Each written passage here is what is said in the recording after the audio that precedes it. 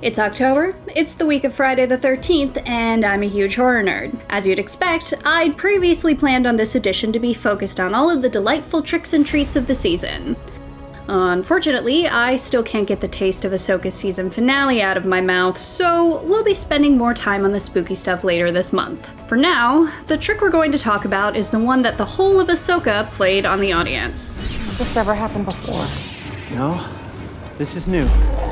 Lucky us! At the beginning of the season, I wrote Can Ahsoka Survive Being Rebels Season 5? Amazingly, that didn't end up being its problem, at least not its biggest one. Ahsoka wasn't hamstrung by being a fifth season of a show not everyone watched, or people not understanding some of the character motivations, or who other characters were entirely. In the end, the problem was that whether it was called Ahsoka Season 1 or Rebels Season 5, Just ready a tracking device. it didn't end up being a season of television at all. Go on. Instead, it was individual nostalgia plays sprinkled through long patches of, well, nothing. That is troubling. And what makes that so frustrating is that creator Dave Filoni absolutely rocks at delivering impactful, emotional, engaging, and most importantly, original Star Wars stories. Or at least he usually does. I want to be clear, I love the character Ahsoka. Hera Syndulla, criminally underused in this season, is one of the best contemporary Star Wars characters. I even quickly grew to love Ezra Bridger after catching up on Rebels and meeting him in live action in this new series. Very funny. No, I'm serious. Take it. And there were even a couple of episodes of Ahsoka that really tugged at my Star Wars loving heart. The first two episodes really felt like Star Wars, which never stops being a great feeling. And yeah, of course the Anakin episode got me in my feelings. It's the music. It's always the damn music. But getting me in my feelings is easy, as I'm secretly a huge sap, a secret that will remain between us.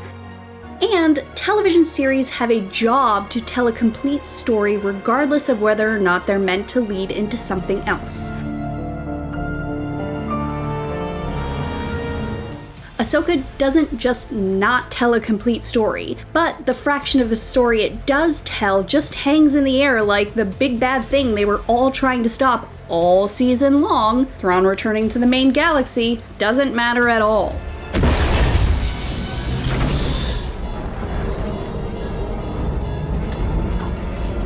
By the end of the season, not a single one of our main characters addresses the fact that the very thing everyone was trying to stop happened. They're gonna jump.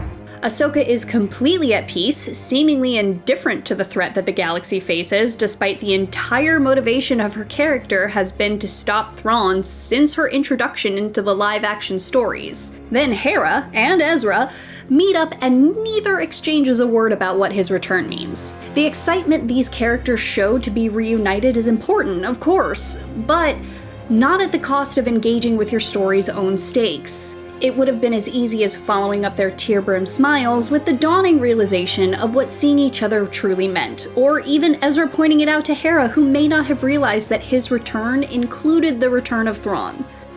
Sabine, however, has made it abundantly clear that she's willing to sacrifice a whole galaxy if it means getting Ezra back home, so at least one person's reaction makes sense here. That's it.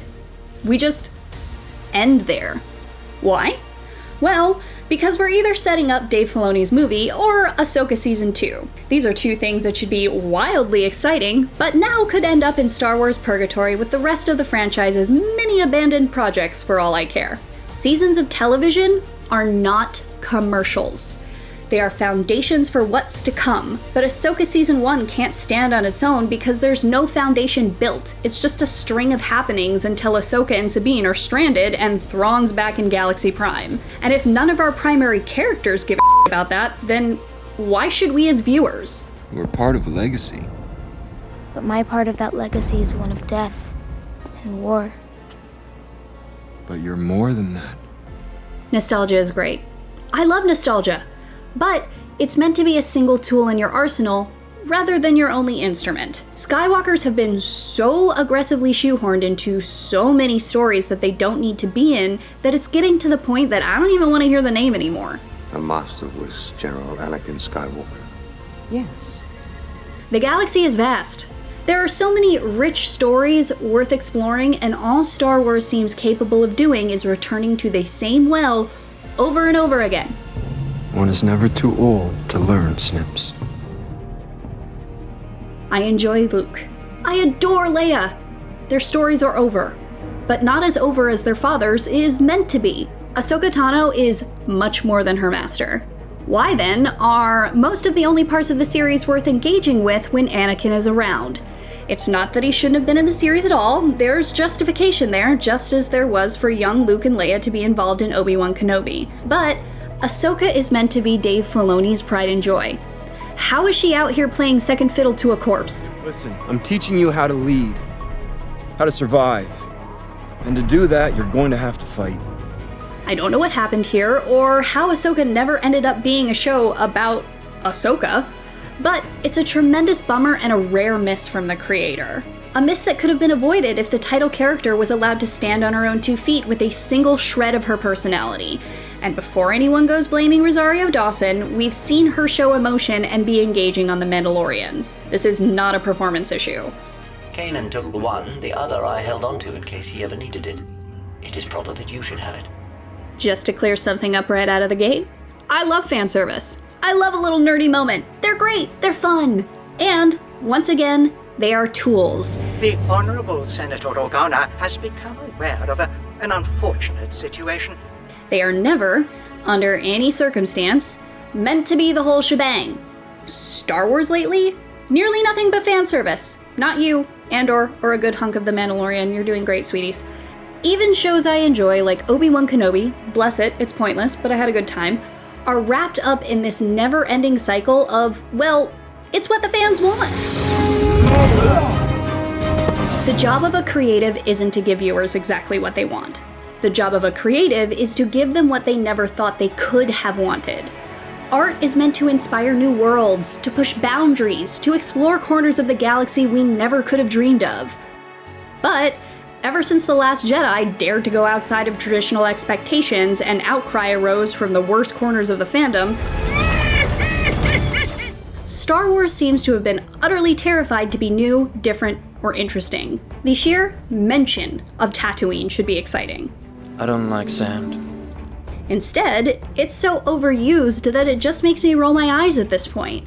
Meanwhile, it should be downright thrilling to hear mentions of Luke. But each time he gets shoehorned in, another hunk of that excitement gets sacrificed to the Sarlacc pit.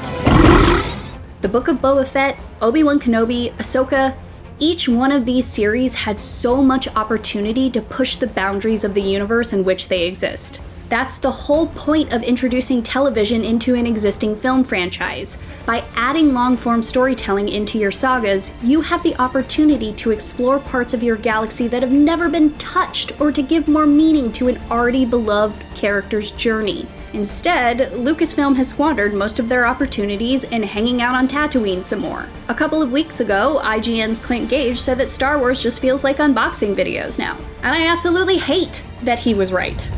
The Force provides you with insight, but it does not give one all the answers. When Ahsoka was announced, I was ecstatic. A whole show about our girl. She was going to find Thrawn and do whatever she could to stop him. Sure, she'd probably fail, but she'd fight. Rally the troops and fight again. She'd carve her own path outside of the shadow of her master and do everything she could to keep the galaxy safe. Instead, we got a whole finale centered on stormtrooper zombies because, more toys. Meanwhile, the last we saw of Shin Hati and Baylan Skoll, 2 wildly interesting new characters, was them just standing off in the distance kicking their feet, their arcs sacrificed in favor of undead soldiers. Not a moment of stakes acknowledged or reckoned with, not a single narrative arc fulfilled, and no real climax to be had. Just a 6-episode stepping stone to something else. What a bummer. For more Star Wars, check out why recasting Baylan Skoll is the most respectful thing to do. And for everything else, stick with IGN.